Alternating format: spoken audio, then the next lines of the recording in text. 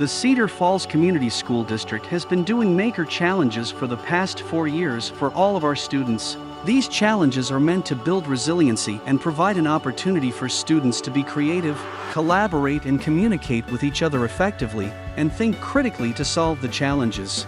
I think the tech team does an awesome job because they send out a video that explains it to the kids, what they're going to be doing, and then there's always a lesson plan that you can look at. Because even at the beginning when something was hard, they might give up. Where that last one with the boat, a teacher would say, oh, what could you do? Could you push here, blow here, to make it go faster? And they were like, yes, and they started ripping it apart. Where at the beginning of the year, if they had to change something, that might overwhelm them or they might not want to. Mm-hmm. Be like, this isn't working, let's start over. Because usually when we think of starting over, we're thinking of giving up. And like learning that being resilient and pushing forward isn't just about finding a way to make it work, but sometimes starting over and finding a way to fix what you have.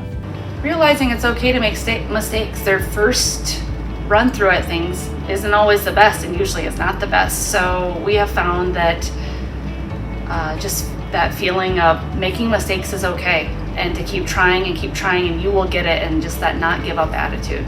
I think some of my student groups were more easily able to persevere knowing that they could lean on their group if they were kind of stretched for like feeling frustrated or whatever. So I think, again, the group aspect of it helped build that resiliency in a positive way.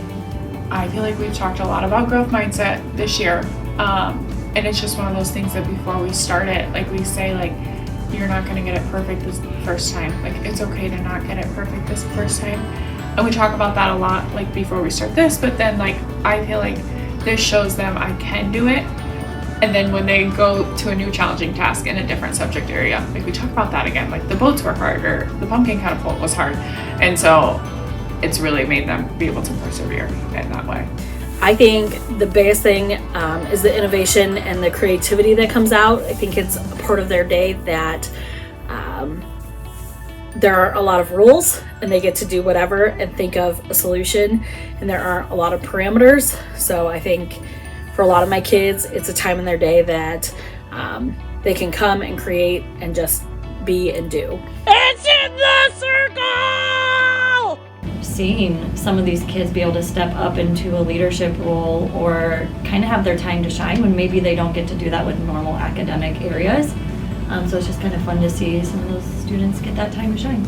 I think they have to totally use a different part of their brain. I mean, you see kids come out and shine, the ones that maybe take a step back normally during regular content time. This is their chance to come out and use their other side of their brain that they don't always get to when they're creating and working together and solving problems in a way that I would have never thought of. It kind of throws them into a situation that's a little bit more real life.